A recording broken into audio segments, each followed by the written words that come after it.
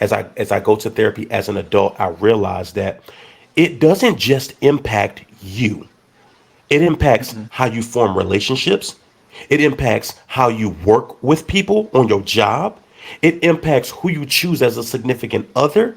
And more importantly to the conversation, it matters in how you parent your children. Without getting too deep, I'll allow you to take liberty on what you want to share. Is there anything that, as an inner child, that you experienced and through therapy or through talking or just shared experiences that you learned that through healing this part of me, as I got older, I needed to, it kind of manifested, and only as I grew older did I see the repercussions of it, and now I am continuing to work on that so that it doesn't affect other people. And quite frankly, it allows me to live my natural destined life and not hold me back into that significant emotional event and have that be a stuck point for me.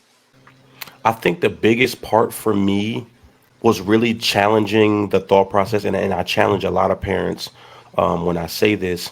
When I hear parents say things like, and most oftentimes it comes from single parents, not just single moms, single dads, sometimes too, that your daughter is the woman of the house, or your son is the man of the house, or that you were a man when you were younger. No, you were a boy. You were a little girl put in man situations, put in woman situations. And I think that was the biggest part that I had to really like disrupt in terms of my thought process, because I had this idea that I was a man long before I actually was.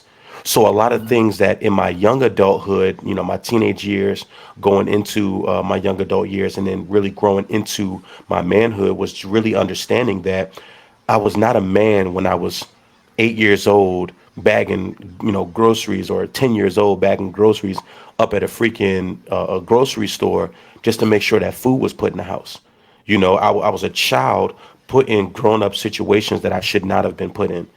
So a lot of that, when I think about the things that I was interested in, when I think about like the things that bring me joy, I wasn't able to be a child. I wasn't able to, play basketball with the neighborhood kids as much as I would like, or, I wasn't able to just certain things that as a child you just should inherently be able to do. But because I had to go to work, so to speak, we had to put those hours in to ensure that we was making money to it was crazy. We made the money at the store and then spent it at the store to put food in the house. You know what I'm saying? So it's like a full circle moment. We'd get some grocery carts, and it would literally be like a whole block thing. Like you would see us coming down the block, and we had such a rapport with the grocery store that like we could take 5, 6 carts, like literally right down the block, put the food in the house, and take the grocery carts right back up to the grocery store, and everything be Gucci, right? So for me, and I tell people this all the time, therapy saved my life. Literally, I was on the brink of just saying, hey, it is what it is. I've enjoyed my time here.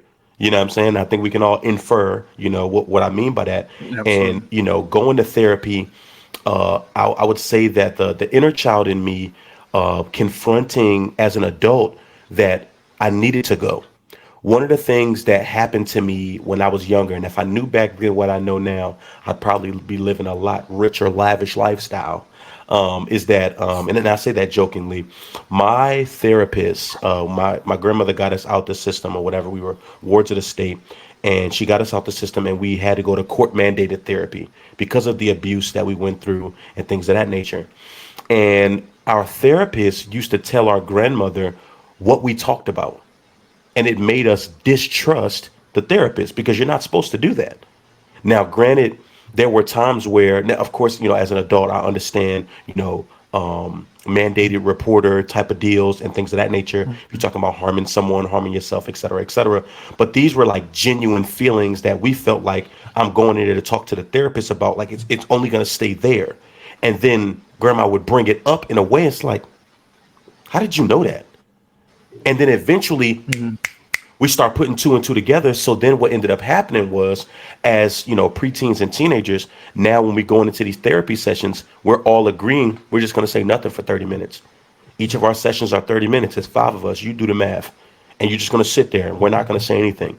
You got some coloring pencils, you got some paper to color. Cool, that's what we're going to do.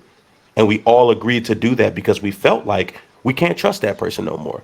And I genuinely feel like, again, if I knew back then what I know now, I would have just requested a different therapist because there were things that I felt like I needed to talk about during that time period that I didn't talk about.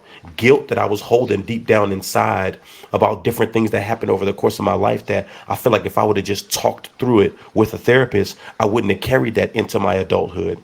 And then another thing about Mm, it too, as I go to therapy as an adult, I realize that it doesn't just impact you.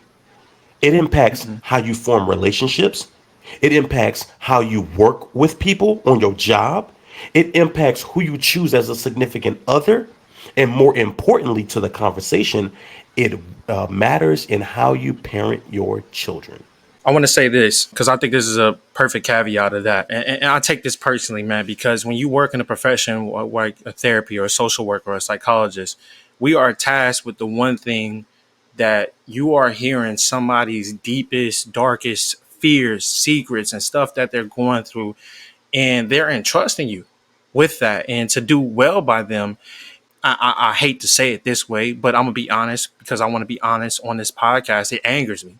It angers me because a lot of us come from situations where it's hard. It's hard for me to even open up to you about this certain situation, and for there to be a level of distrust where, like you said, there is mandated reported. Like obviously, I know all that stuff, but if you're going outside those boundaries and certain things of that nature, where other people understand, like that goes into the learned helplessness that we learn as kids. You know what I'm saying? We already, it's already hard to put yourself out there, and then the one time that I do, this is what happens. I'm about to go right back in my shell, dog.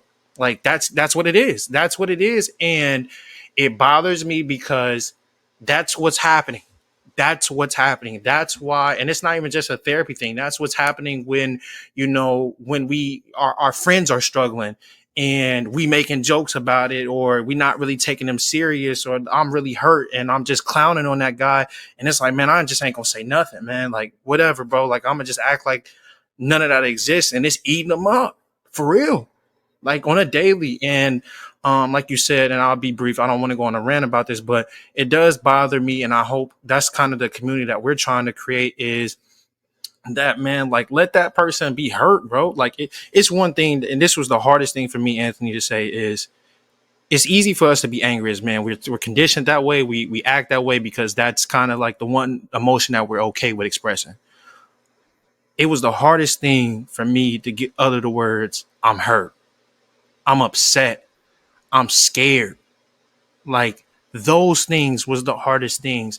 You got a lot of people that's hurt out here. You got a lot of men that's hurt out here. You have a lot of men that's scared. You got a lot of men that's insecure. And if we don't create an environment, whether that's the therapist, whether that's this community, whether that's other people that's around, if we don't create a community, they're gonna stay in their shells. That's why the rates for us as men, particularly as black men, particularly in our age range, is skyrocketing and continuing to skyrocket, is because we have not created that community. And when they do eventually open up, they are met with that same disregard. And if we are not intentional about how we deal with that, and quite frankly, and I'll get off my soapbox here by saying this, the reason why we do that and we meet it with disregard, or like kind of joking about it, is because it's a reflection of how we feel about ourselves, that we don't want to touch that part of ourselves. You know what I'm saying? We don't want to really hear that from you because I don't really want to process that same thing that's eating at me. So I don't really want to hear that from you. So I'm glad you expressed that. And like you said, requesting a new therapist and or anything like that. I hope that our viewers and followers understand that these people are still people, so they're flawed, but to understand that there is some great things that you could take away from therapy. And as therapists and as psychologists, it is our job to uphold that standard and to understand that we got people's mental health in our hands and they are entrusting us with that. And that's something that we have to be better with as a community as well.